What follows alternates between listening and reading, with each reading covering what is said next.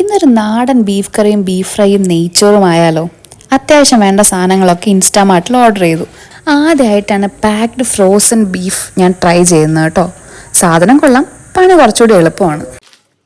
നന്നായി കഴുകി വൃത്തിയാക്കിയ ബീഫ് കുക്കറിലേക്കിട്ട് ഉപ്പ്, കുരുമുളക്, മഞ്ഞൾപ്പൊടി, മുളക് പൊടി, ഗരം മസാല, മല്ലിപ്പൊടി എല്ലാം ഇട്ട് നന്നായി മിക്സ് ചെയ്ത് ശകലം വെള്ളം കൂടി ഒഴിച്ച് ഇനി നമുക്കൊരു 10 വിസിൽ അടുപ്പിക്കാം. ആ സമയം കൊണ്ട് നമുക്ക് കറിയുടെ മസാല സെറ്റാക്കാം.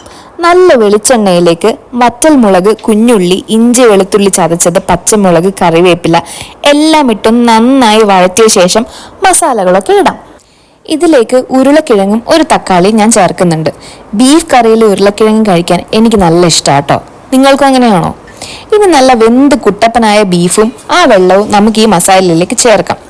ഫ്രൈ ചെയ്യാനായിട്ട് മാറ്റി വെച്ച ബീഫ് നല്ല പെരുംജീരകവും വറ്റൽ മുളകും പൊടിച്ചു ചേർത്ത മസാലയിലേക്ക് ഇടാം. നമ്മുടെ ബീഫ് കറി നല്ല സെറ്റായി വന്നിട്ടുണ്ട് കേട്ടോ. കുഞ്ഞുള്ളി മാത്രം ചേർത്തതിൻ്റെ ഒരു സ്പെഷ്യൽ ടേസ്റ്റും ഉണ്ട്.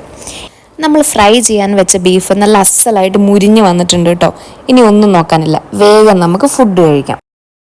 നല്ല ആവി പറക്കണ നെയ്ച്ചോറും നല്ല സ്പൈസി ബീഫ് കറിയും നല്ല മുരിഞ്ഞ ബീഫ് ഫ്രൈയും, ആഹാ അടിപൊളി. ഞാൻ കുക്ക് ചെയ്യുന്നതൊക്കെ ആസ്വദിച്ച് തിന്നു തീർക്കാൻ ഞാൻ തന്നെ മതി കേട്ടോ.